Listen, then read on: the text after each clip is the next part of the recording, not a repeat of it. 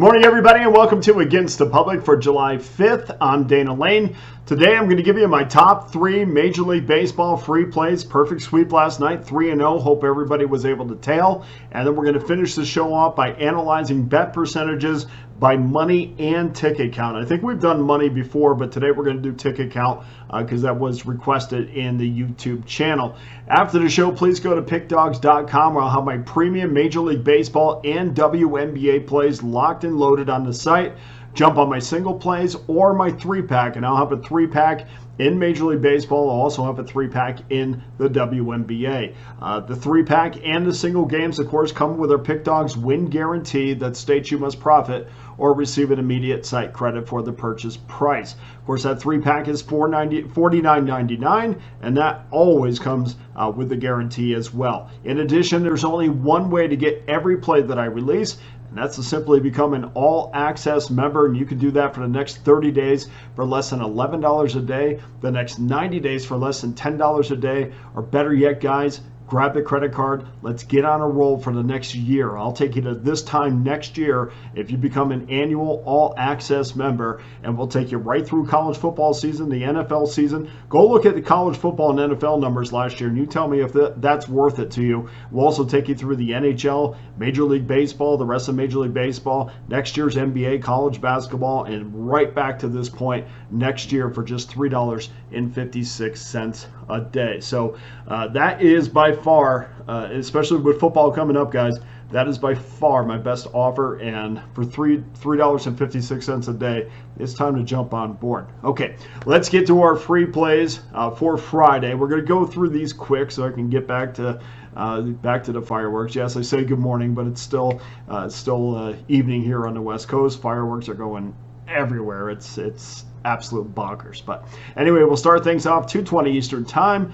971, 972. Los Angeles Angels against the Chicago Cubs. Cubs minus $1.90. 10 over minus 15. Griffin Canning against Justin Steele.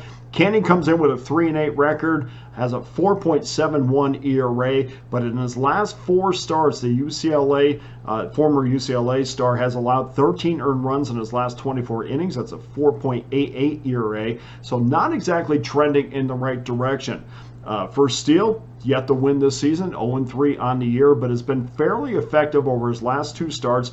5 earned runs and 13 1/3 innings. It's a 3.38 ERA. That's good enough.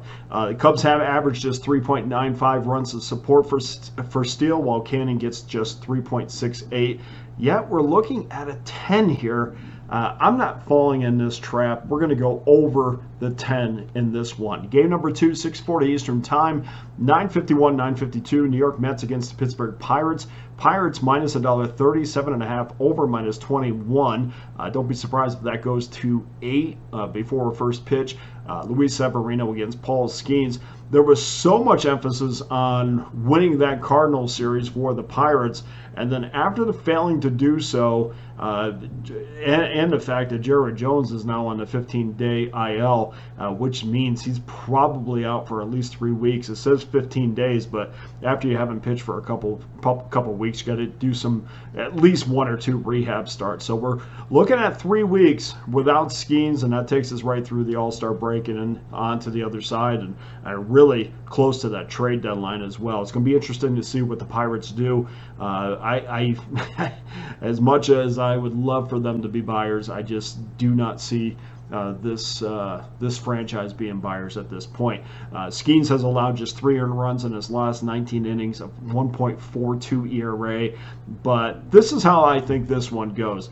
Mets get to Skeens early. They've come out aggressive, and that's kind of been the formula against Paul. Just get to him early. You know he's going to try to establish that fastball. Just be on it, and I think they'll get an early lead. I think they'll hang on because I think the Pittsburgh Pirate bats are still thinking about that St. Louis Cardinals series, and even if they're not, way too many holes in that lineup for me. I know Rowdy Tellez has been absolutely fantastic over the last couple weeks, but just not enough guys in that lineup to string together hits where I can lean on their offense a night in and night out. Although Brian Reynolds is having a terrific season and should be an all-star. Game number 3, we take the Mets plus $1.18. Game number 3, 9:40 Eastern Time. Toronto Blue Jays against the Seattle Mariners. Mariners minus $1.49, 7.5 over minus 20. That's a strange number to me. Kevin Gausman against Luis Castillo. We've already seen some movement on the under offshore.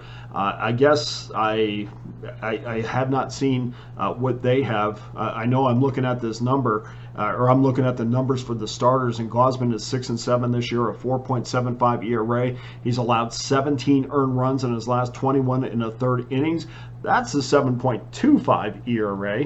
Luis Castillo just 6-9 this season. Pretty good ERA for somebody who's 6-9, but that tells me he's not getting a lot of run support. It's given up, but he has given up 12 earned runs in 15 in a third innings. That's a 7.05 ERA as well. So we have two starters here, not exactly sliding into this one as two guys that you would put your money behind to say, okay, I'm going to go under, especially when the total is 7.5.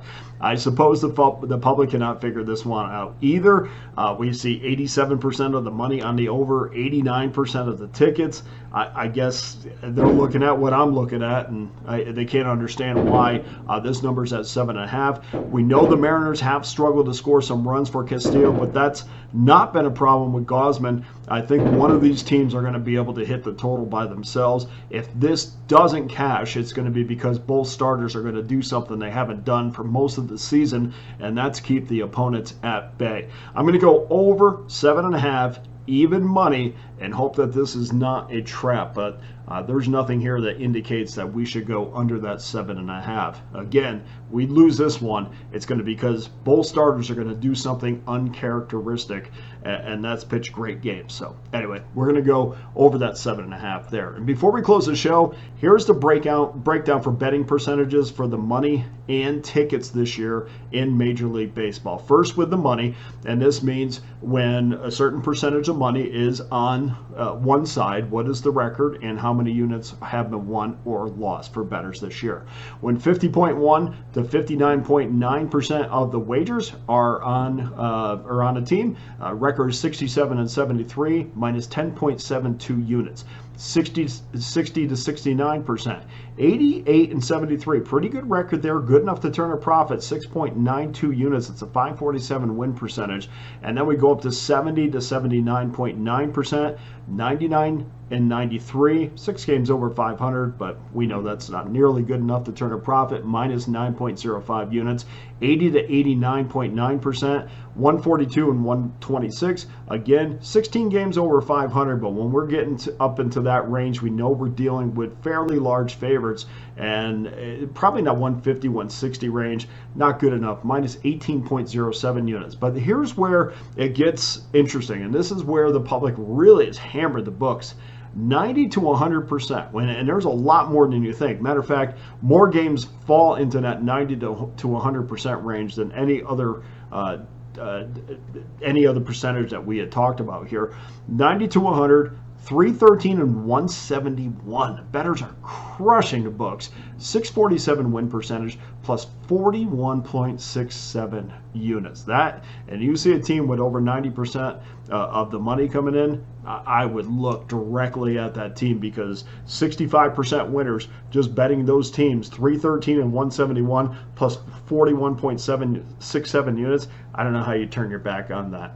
Overall, if we combine them all, anywhere between 50.1% and 100%, record 709 and 536, a 570 win percentage, plus 10.75 units. So good on that account, or good in that column for bettors as far as the money is concerned. Not so good when it comes to total tickets. 50.1 to 59.9, 73 and 75 is the record, minus 7.63 units. 60 to 69.9, 102 and 85, plus 3.47 units. That's a little bit of a profit there. Good record, 17 over. 70 and 79.9, 162 and 141, minus 15.50 units. Really good record there, but again, we're dealing with probably high favorites in that, a range of numbers. 80 to 89.9, This is where bettors have turned a profit. 246 and 153, 6.17 units, and 90 to 100, 151 and 80, 2.96 units. Man, again, you could make this correlation when teams get over 90% of the tickets and over 90% of the money. They have been really doing well this year. Both become exceptional as far as record-wise. Just 2.96 in total units won as far as the tickets are concerned. But if I can just do some quick math here, between the two, it's 464 wins and 251 losses. That's pretty impressive when we're talking about total money bet and total tickets bet over 90%. That's pretty awesome. So if we combine them, 50.1% and 100% this year for tickets, 734 and 534. It's a 579 win percentage, good enough to win on enough players are winning, and this is exactly what bookmakers want. Players winning, but not winning. They're winning on a game-by-game basis, but not enough to put money in their bankroll. So even though they're at a 579 win percentage as far as the tickets are concerned, that's still minus 14.89 units this season. So if we combine them, obviously percentage-wise, win percentage-wise, it really has gone in the way of the player, which it does. If you go back years, I don't really care how many years you want to go back, the players do win the majority of the game. That's what makes baseball so appealing. The problem is having to jump over the money lines, and that's where players get stuck because there's no. You hear me all the time say I don't play games over $1.50. Well, there's plenty of people that do. We've talked about teams that were what was the Phillies the other day, minus 230, and they were getting 98% of the tickets written on them, and I don't know how you. I guess you're just in it for the fun of the wager, I suppose, but it is very interesting. So players on a win-loss standpoint always do very well, both in tickets and with money bet. But as far as actual plus minus, as far as your bankroll is concerned, much better when it comes to the actual money, which is all that really matters, plus 10.75 units. But tickets, not so good, minus 14.89 units. And so why there's a difference there is sometimes the money does not equal, the higher percentage of money does not always equal the higher percentage of the ticket. So you might want to keep that in mind when you are placing a wager. If there's anything you'd like me to research, please drop me a comment on the YouTube channel. I'll get to it if I have the numbers. Some of these are really good that you guys are asking about. It's time consuming, but it's very interesting, and I do enjoy it. And I do enjoy all the suggestions as far as websites that I can go to. I found some really good sites that I didn't know existed, so I do appreciate that.